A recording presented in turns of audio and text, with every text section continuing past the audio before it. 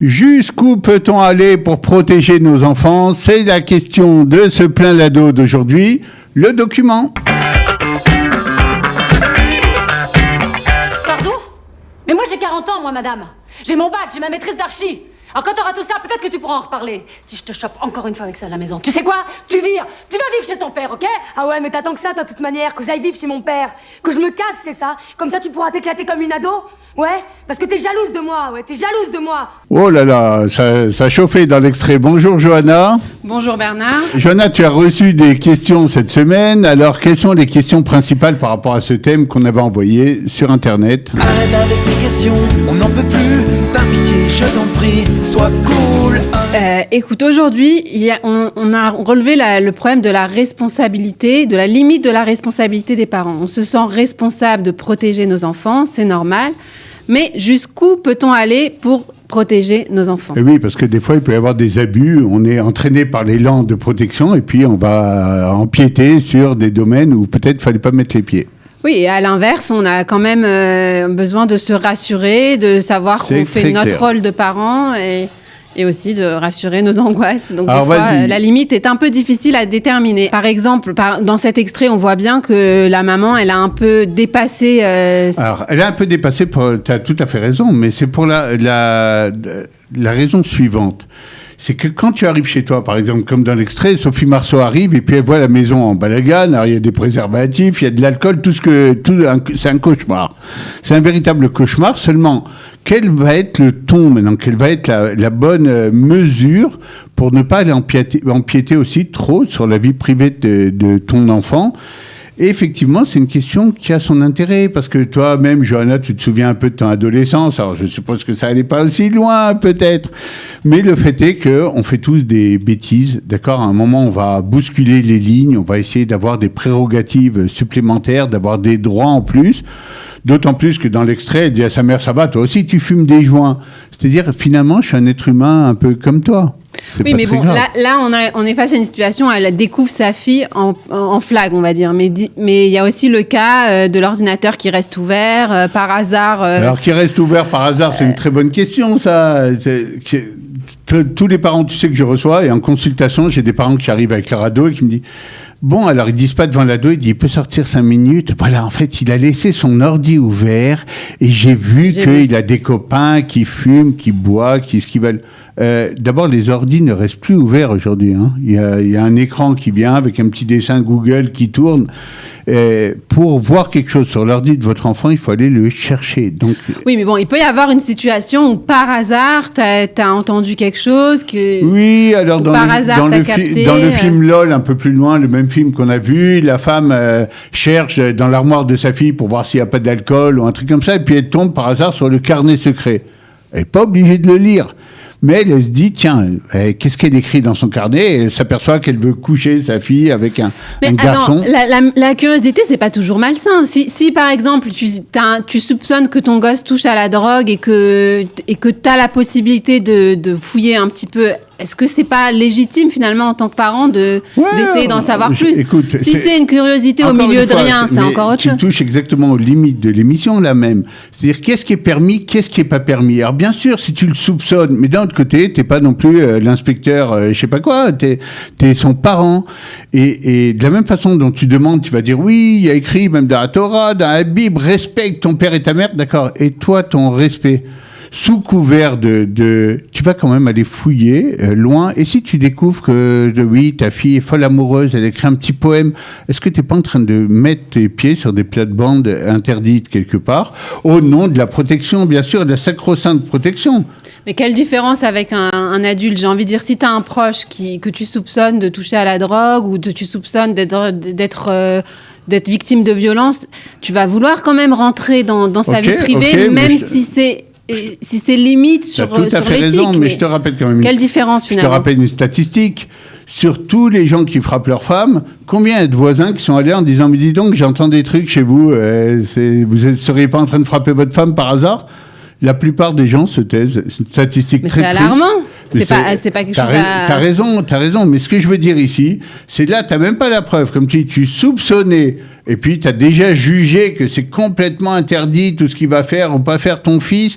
Et donc, tu te dis, je fouille. Je te rappelle que, d'ailleurs, Johanna, un grand débat aujourd'hui sur le corona en Israël, c'est est-ce que le Shabak, le Shin Bet, a le droit de regarder mon téléphone pour me suivre et les gens font des scandales en disant, quelle honte, c'est pour te protéger à 100%. C'est vraiment pour éviter que tu refiles le corona à des gens ou que tu le reçoives. Il n'empêche qu'on n'est jamais à l'aise quand on commence à fouiller nos affaires. Même un type qui regarde ton sac au supermarché en disant attendez, j'ouvre, tu dis du calme mec. Je propose d'être très circonspect à partir du moment où il faut aller dans le petit jardin secret de ton fils ou de ta fille pour fouiller et de faire très très attention. Ou alors de retrouver des solutions alternatives. Une des solutions alternatives, par exemple, c'est d'essayer de faire en sorte, par la discussion, par de bonnes relations avec lui, etc., qu'il t'en raconte plus. Comme ça, tu n'auras pas besoin de fouiller. Parce que, qu'est-ce qui se passe finalement ? Qu'est-ce qui se passe, Johanna, dans cette histoire-là ? Tu fais un truc, tu dis j'ai le droit pour te protéger, j'ai tous les droits. J'ai le droit de t'empêcher de sortir, j'ai le droit de te confisquer l'argent de poche, j'ai le droit de fouiller dans tes armoires, j'ai le droit... D'accord, mais tu crois que ça va se passer toujours comme ça ? C'est-à-dire, tôt ou tard, tu vas payer l'addition un peu. Tôt ou tard, ton fils va rendre... mais moi, j'ai pas dit j'ai le droit, moi, je dis j'ai le devoir. Je dis pas j'ai le droit. D'accord. Si, suppose que ton enfant... Jusqu'à quelle limite ? Et suppose qu'il a rien fait du tout, et que tu es un parent soupçonné, un peu parano sur les bords, et que tu commences... Alors, donc, tout est permis. C'est pas la question d'être parano ou pas. Tu tolérerais de ta mère qui vient chez toi pour passer Shabbat et qui fouille tes armoires ? En disant, Johanna, quand même, et je me souviens, bon, elle a grandi, mais quand même, il vaut mieux surveiller. Non, mais c'est sûr que c'est sensible parce que, par exemple, il y a des périodes difficiles que tout être humain doit passer et les proches vont s'inquiéter et vont vouloir peut-être rentrer trop dans la vie privée alors qu'il faut laisser aux gens passer ces moments difficiles. Mais si tu sais qu'il y a un danger quelconque, je veux dire, on sait très bien, par exemple, qu'en cas d'agression sexuelle, un enfant se renferme sur lui-même. Tout à fait. Et même dans le cas idéal où tu es un parent avec lequel il communique vachement, c'est même pas dit qu'il va pouvoir ouvrir le sujet. Donc, la communication dont tu parles, je suis pas sûre que ce soit la solution à tous les problèmes. Je te retourne ton truc. Imagine, t'as fouillé, t'as vu, t'as la preuve. Il a écrit dans son carnet secret que son oncle a des attouchements avec lui. Tu crois qu'il va être tellement plus ouvert après qu'il va apprendre que c'est parce que t'as fouillé que tu sais ça ou que t'as regardé ? Dans plein de cas, l'enfant va se fermer encore plus et tu vas avoir encore plus le problème. Et là, il dira en plus, vu qu'on fouille comme surveille, alors là, je me renferme et je m'enferme complètement. Et c'est pas obligatoirement gagné. C'est pas obligatoirement gagné. Et je peux donner plein de cas. Mais qu'est-ce que tu proposes ? Là, on a pris un cas extrême justement pour bien comprendre le sujet. Mais dans un cas pareil, en tant que parent, avant de passer à l'action, tu es obligé d'être sûr des faits. Tu vas pas...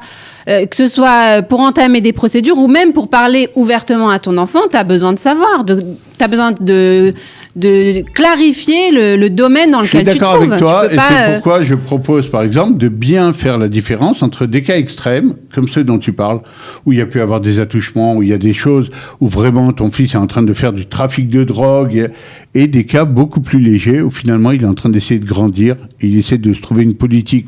Et si tu commences à regarder tout et à le passer au microscope dans le moindre de ses actes, tu vas d'abord nuire aux relations avec lui, et deux, tu vas l'empêcher de grandir, parce que tu l'auras super bien protégé, mais tu l'auras jamais fait confiance, et finalement, tu vas l'empêcher de devenir un adulte accompli. Il sera dans 20 ans en bonne santé grâce à toi, mais il sera peut-être complètement introverti. Quelle différence, si tu as parlé d'un adulte accompli, quelle différence avec un adulte accompli dont tu serais proche, finalement ? Si tu as un proche...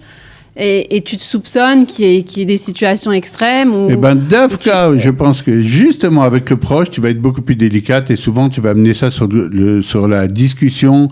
Tu vas essayer de lui parler d'un cas qui ressemble pour voir s'il plonge. Dafka, cette délicatesse qu'on voit souvent avec les amis, entre amis, etc., où il y a beaucoup moins des fois de direct en disant « dis-moi, je te soupçonne un peu de... » Enfin, tout à l'heure, tu as parlé d'un cas, c'était plutôt de l'indifférence que de la délicatesse. Des gens qui entendent des bruits et des coups d'une femme, enfin, peu importe, il y a de la violence conjugale et il y a des voisins qui entendent et qui font rien, c'est déjà plus de la délicatesse. Alors, tu as raison. Donc, entre délicatesse, indifférence... Alors, viens, on se laisse pas trop peut-être qu'il y a des gens qui ont les jetons aussi, ils ont juste peur de... Johanna, on est un peu limité dans le temps, on pourrait parler de ça 1h30, et je suis d'accord pratiquement avec tout ce que tu as dit. Seulement, qu'on soit bien d'accord sur le fait qu'on a droit tous, y compris notre enfant, à une vie privée. Notre enfant est un petit être humain. Les droits de l'enfant. Même s'il faut le protéger, il faut des fois le protéger même de soi-même. Et tu parlais tout à l'heure, on a le droit d'être curieux. Oui et non. Il y a une limite, même à la curiosité. J'ai pas le droit d'être curieux en regardant chez le voisin, tiens, qu'est-ce qu'il fait? Mais j'ai le droit quand même de regarder un peu. Non, j'ai pas le droit. Et il y a des fois, il faut que je me limite et il faut que je me calme un peu. Et des fois, que je comprenne que trop de sécurité, trop de protection, des fois, va amener un problème avec l'enfant. Je vais lui causer un problème. Et effectivement, il n'y a pas de livre qui peut dire juste que là, c'est bien. C'est à nous de sentir un peu les limites, mais toujours de se souvenir que cet enfant-là a le droit au respect d'abord et a le droit aussi à une vie privée et que quand j'empiète, il faut le faire chirurgicalement avec beaucoup de délicatesse et surtout pas comme un éléphant dans un magasin de porcelaine. Notre rubrique à éviter absolument. Notre rubrique à éviter. Et là, je veux te pousser un peu, car j'ai vu que tu n'es pas d'accord avec moi aujourd'hui, Johanna, donc je vais te pousser un peu plus. Je rencontre des parents qui me disent, vous comprenez, monsieur Zanzouri, j'ai pas eu le choix. Il faut bien l'éduquer et le remettre sur le droit chemin. Alors, je lui ai mis 2 baffes quand il a dit ça. Ah non, mais c'est révoltant. Attends, tu t'aurais dit ça avec un copain à toi? Ah, mais la baffe éducative, Johanna, ça te plaît pas? Non, j'ai vraiment du mal avec ça. Peut-être dans des cas très extrêmes qu'il faut vraiment, auxquels il faut réfléchir. Une agression, par exemple. Votre fils arrive avec un bâton. Oui, peut-être. Alors, vous vous défendez, vous essayez mais ça... On peut pas, effectivement, et je suis d'accord avec toi sur ça, en voilà une limite intéressante. Non, mais vous comprenez, c'est éducatif. Je suis quand même son père, il faut bien que je lui montre... Oui, de toute façon, au nom de l'éducation, au nom de l'amour, on fait tellement de choses qui sont interdites et puis on les passe... Alors, c'était un peu le sujet de cette émission et je suis assez d'accord avec toi sur des objections que tu as soulevées. Des fois, au nom de la protection, au nom de c'est mon fils, je dois l'éduquer, j'ai le devoir, on va faire des choses qu'on ne fait jamais avec personne. Et heureusement qu'on ne les fait pas dans la rue, qu'on ne les fait pas avec nos copains. Et la gifle éducative, par exemple, c'est vraiment l'exemple, pour moi, très, très important, ce truc-là. C'était, ah si, mais j'ai le droit. Ben non, quelque part, tu n'as pas le droit. Et d'ailleurs, aujourd'hui, c'est de moins en moins reconnu. C'est même passé en France. Non, mais c'est interdit, de toute façon. En France, c'est interdit cette année, hein. Oui, bon, donc cette année, juste on est toutes en les années, retard. ça ne passait pas. On est en retard. Les droits de l'enfant, c'est un truc de base, mais la question, elle est un peu plus loin que la gifle éducative. Parce que moi, j'ai quand même parlé de l'indifférence, c'est-à-dire. Tu dis des fois à être trop tolérant et trop permissif, tu tombes dans l'autre côté. C'est un autre sujet, on le traitera, mais effectivement, si jamais tu n'interviens pas ou tu t'en fiches ou tout laisse passer, tu vas peut-être mettre en danger ton enfant encore beaucoup plus. On fera une émission à ce sujet. Notre dernière rubrique, à faire, comment bien faire, un petit tuyau. Alors Bernard, quels sont les tuyaux, les actions concrètes et pratiques pour ce sujet qui est tellement vaste finalement? Alors, l'action concrète, à mon avis, la plus importante, on l'a touché un tout petit peu, c'est d'essayer d'amener beaucoup de la vie privée de votre enfant, qu'il ait un petit jardin privé, qu'il ait des trucs qui ne vous montrent pas, c'est très bien, jusqu'à une limite. Et la limite, elle arrive, ça va être 10% de son activité, 15% maximum. Mais s'il passe 80% dans sa chambre enfermée, en train de faire des trucs sur lesquels vous n'avez aucune visibilité, vous êtes en danger, vous et votre enfant. Vous en tant que parent avec votre rôle, et votre enfant en tant que petit jeune qui essaye de vivre et d'apprendre des choses. Donc on va essayer, par la discussion, par les bonnes relations avec ses enfants, par faire des choses avec, par écouter leur avis, les écouter, donner de l'importance même à ce qu'ils font, à ce qu'ils disent, à amener de plus en plus de trucs dans la sphère publique, dans la sphère de la maison, et qu'ils aient confiance en disant, ouais, on fait même des fois, on fait des bêtises. Ah, maman, je vais te raconter, tu sais ce qu'on a fait, on a un peu bu. Ah, mon fils, tu as fait, mais on n'a pas forcément toujours envie de savoir tous les détails non plus. Tous les détails non plus, mais au moins pour savoir, effectivement, pour éviter de fliquer. Donc un bon terrain de communication, un super terrain de communication, et où vraiment les parents ne sont pas des amis des enfants, parce qu'on n'est jamais des amis, on reste à notre place de parents, mais on a une relation riche, une relation forte, où l'enfant peut exprimer des choses, parce que même quand il s'essaye à l'alcool ou à un joint, il a un doute lui-même, et si son père, sa mère est un interlocuteur valable, eh ben la maison est beaucoup plus en harmonie, même pour aborder des sujets où on ne sera pas d'accord, où on a des oppositions.